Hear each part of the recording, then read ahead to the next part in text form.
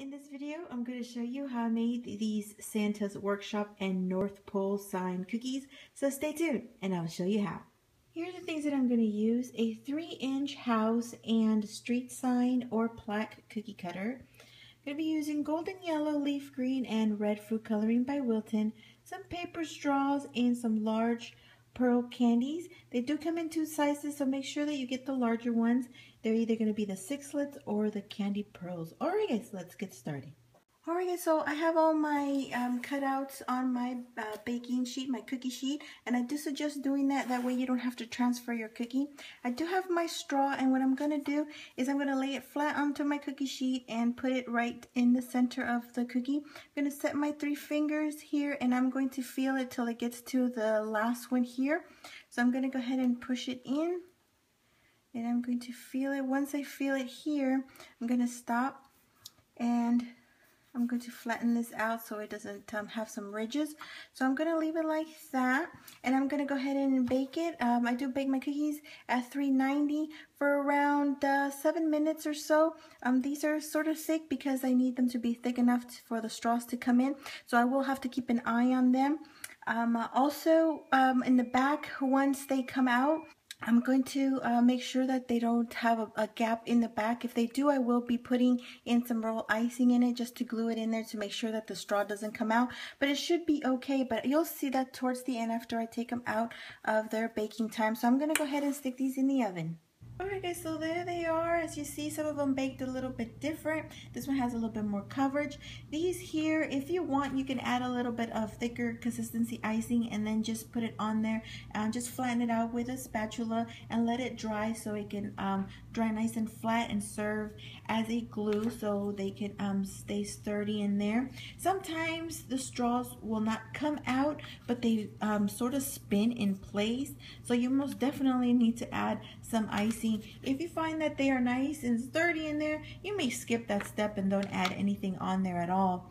Now the straws should not burn, should not turn yellow. They should stay their nice bright color. The only thing that I do find with these is that the grease of the butter does kind of seep into the straw and give you a little bit of water stains, mainly in the back. But they do get these little stains there. They don't get soggy or wet or moist. They will dry and become hard again, so it doesn't make your straw soggy or anything like that. But I just wanted to let you know, if you don't want to use these straws or want to buy any and you have some lollipop sticks, you can use those as well.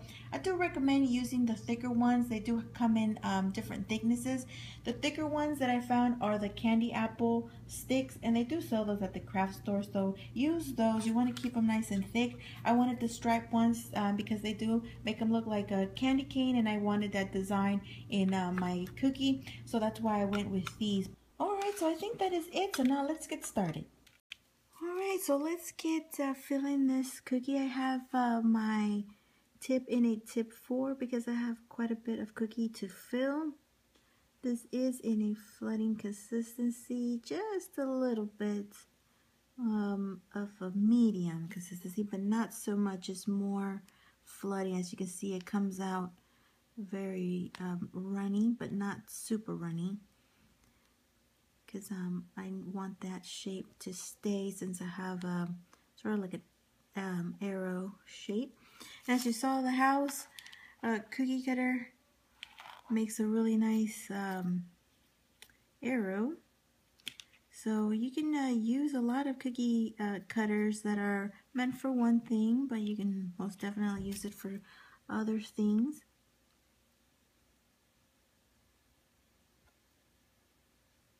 Alright, so just make sure that you make your points, all 3 points, nice and pointy, and go ahead and give this like about a couple hours to dry. The longer the better, like I always say, because we do have some detail to put on top and we don't want to accidentally puncture the icing.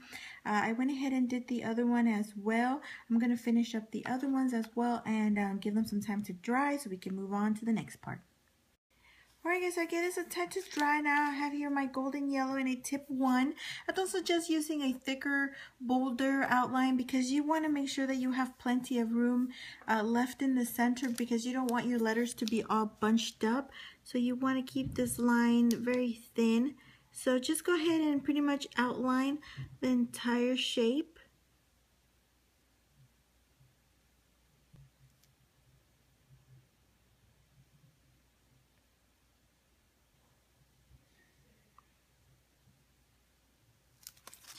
Alright, to make sure that you also bring in peaks so they don't dry standing up. And that's pretty much it for this one. I'm going to go do the other one. Alright, now for this one, just go ahead and do the same thing.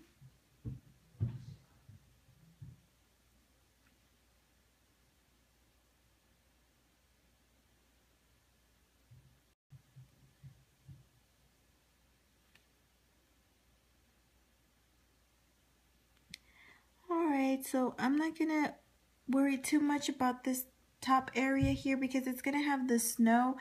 Now I'm gonna go ahead and do my writing inside. I don't have to wait for this to dry. You can if you like, in case you think you may accidentally bump into it and smudge it or something. But I'm gonna go ahead and write my North Pole on this one and Santa's Workshop on that one. So I'm gonna go ahead and grab my red. Okay, so my red is in a tip 1 in a thick consistency, and what I'm going to do is I'm going to write north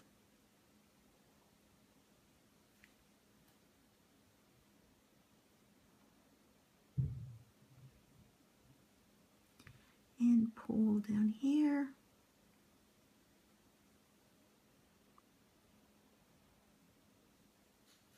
Pretty easy. Okay, I want to make sure I bring these peaks down. So now I'm going to do the other one. Alright, for this one I'm going to start off with Workshop first.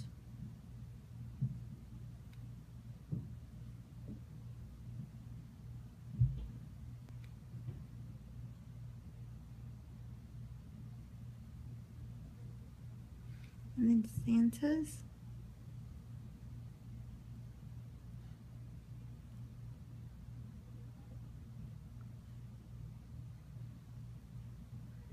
Now you want to make sure that this dries before you add your white and your sanding sugar because you don't want any of that to get attached to this red wet icing.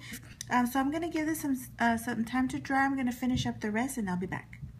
Alright guys, so I gave the letters some time to dry. So now I have a somewhat thick consistency in a tip 3. I am going to add some of this on the top first, and then I'm just going to bring this down. You don't have to add the sugar crystals if you don't want to buy any. You can just leave it like this. It'll look like snow without it as well. Alright, so I'm going to add my little ball here at the top. And then I'm going to sprinkle my sanding sugar.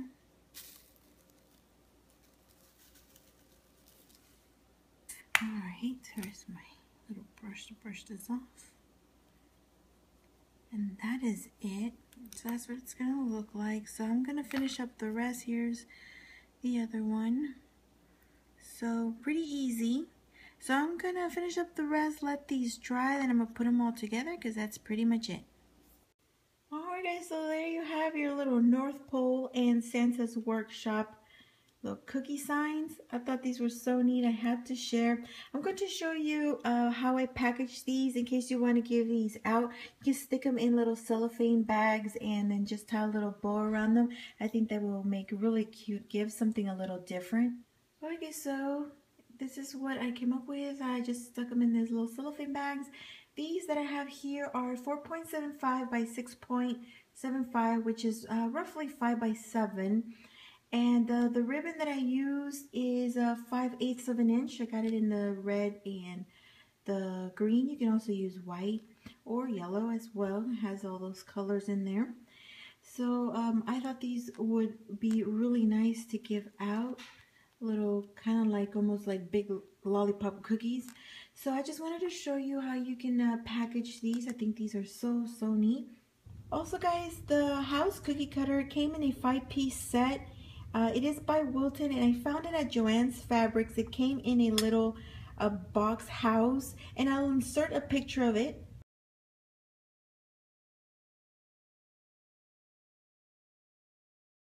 I'm having a tough time finding it online, so I can't really link it down below, but I will leave another link on a house cookie cutter similar to this on eBay. It is a 3-inch cookie cutter. It's a little bit different. This one seems to be a little bit taller than the one I've seen online. The other one seems to be a little bit wider and has this part here a little bit shorter, but it should still work because it is a 3-inch cookie cutter. So you can use that if you can't find this set, like I said, from Joann's. This here, I believe it came in a set of 3. I can't remember for the life of me where I found these from. I think they're from Wilton. I'm not sure. They usually sell the coated kind of cookie cutters. I know it did come in a set, but I can't remember where I found it, and I tried looking for it online and I couldn't find it. So if you can use a different type of cutter, if maybe you have some plat cookie cutters, you can use that instead.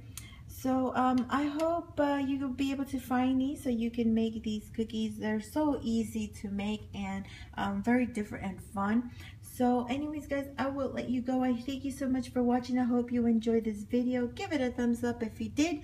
Subscribe if you haven't done so. And I will talk to you soon. Thanks so much for watching guys. And have a good one.